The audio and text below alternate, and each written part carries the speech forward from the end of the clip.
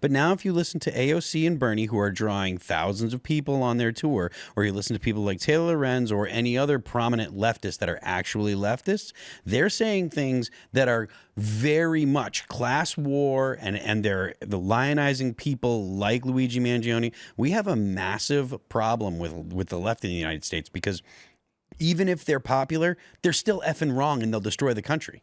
Yeah.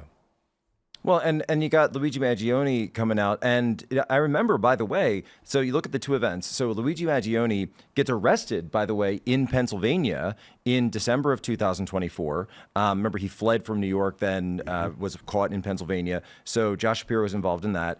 Butler, Pennsylvania, again, also Pennsylvania. Josh Shapiro's involved in that. And I remember Shapiro, after both of those events, including Luigi Mangione, speaking out against political violence. So I'll give him credit for that. He did actually do that, including Mangione directly.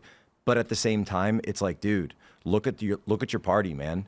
You know, you want to spend all your time going out and talking about the right and talking about Trump supporters, but look at the problem in your own party, on your own side, the footsies that they play with this. I'm not condoning political violence anywhere, but the point is you should always oppose all political violence.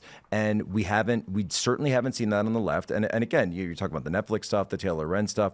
Dude, I've seen Free Luigi bumper stickers out in the wild in the DC area, just driving around, and you see them around, and you see the mainstream now platforming this kind of stuff, and it's only going to get worse.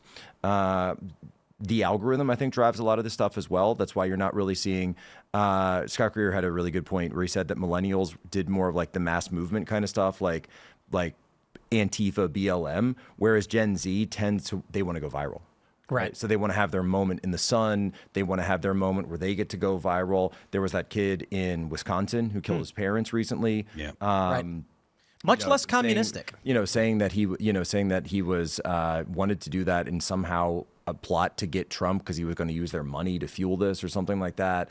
There was another guy who just got arrested last week for wanting to kill Trump in Butler, Pennsylvania, by the way, who went by the name of Mr. Satan on YouTube.